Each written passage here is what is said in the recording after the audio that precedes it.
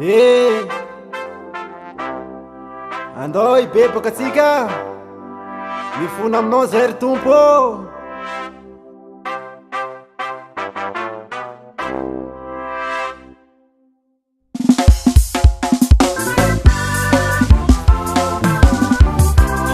Adrien zay mifona aminao zay ry tompo ibebaka hala hala hala hala abdir Tupo mifuna minao tupo mifuna minao tupo mibebaka minao tupo mibebaka minao zae tupo mifuna minao tupo mibebaka minao tupo mifuna minao tupo mifuna minao zae maram serenanti ale mi bebaka sawana maru maru ni pautana bi kama sababu tena diso amina wa bonne solution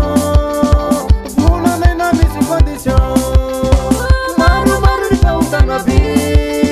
kama sababu tena diso amina wa bonne solution muna nena misi condition Tupo mifuna minao tupo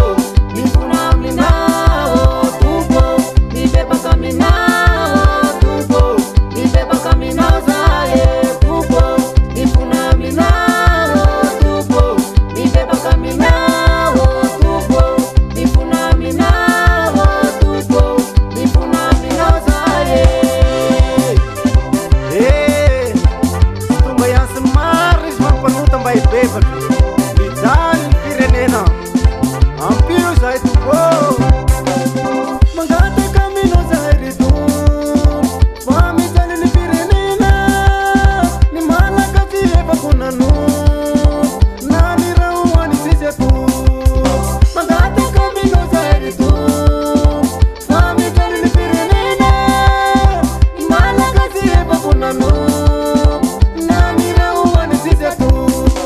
Tupo mifuna minao tupo mifuna minao tupo mibebaka minao tupo mibebaka minao zae tupo mifuna minao tupo mibebaka minao tupo mifuna minao tupo mifuna minao zae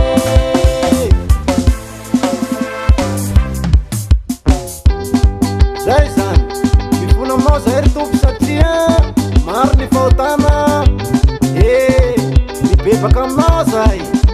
satria maro ny raha miseho amizao mifaniariza tompo tiany mbola tanora ao ko ny fonao ampifalifaly anao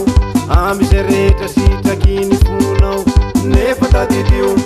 ary kotsarofy fa tsy maintsy ho saraina amizay rehetra ataonao soya